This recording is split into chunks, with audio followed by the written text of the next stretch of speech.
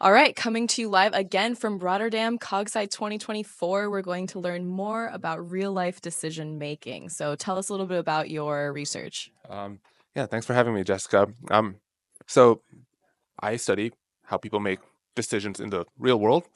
We scraped a massive data set of posts on Reddit in which people asked for advice on important life choices, and we discovered through the statistical structure what people care about, what people trade off, how people vary with each other, how time changes people's choices.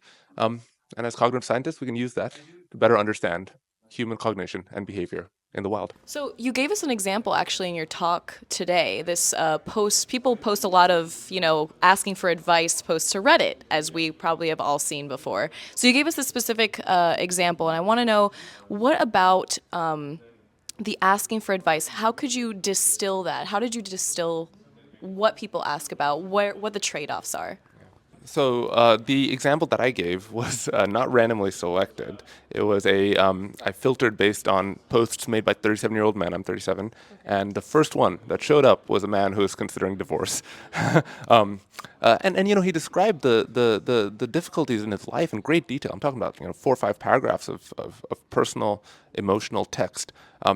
And with my sort of scientific or programming hat on, what I hoped to do was take that rich qualitative description of a person's experience and emotions and extract from it quantitative structure that I can use to then characterize people's choices. I'll give you another example. So that was a bit randomly selected, or not, well, it wasn't a representative example. So what is the representative choice dilemma that people post on Reddit?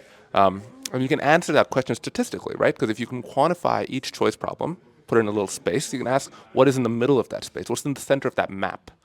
Okay, so the central point is a post made in 2021 by a 28-year-old woman with a 1-year-old daughter. She's just gotten a new job, or the potential for a new job, and she wonders whether she should take it because the major trade-off that she's facing is that this job has an irregular schedule, which will complicate childcare. Her husband says go for it, but she doubts that he actually wants her to go for it. Her friends are conflicted. They say that a mother has a special role in the life of a baby.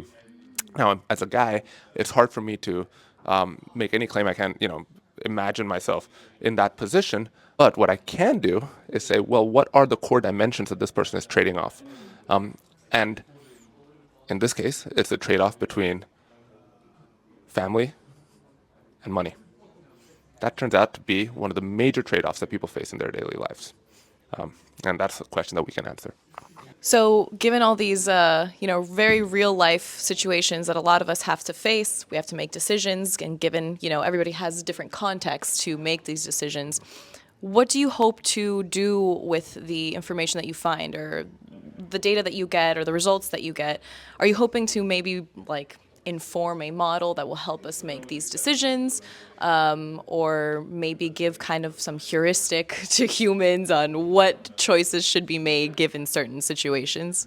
Well, I think there's two answers to that. One is sort of the answer you'd write out in a grant application or maybe in a paper in a discussion section, right? You'd say, well, by understanding and quantifying and predicting people's everyday choices, you can help improve them, you can make the world a better place, you can apply your formal computational techniques, cognitive science theories to actual decisions that matter.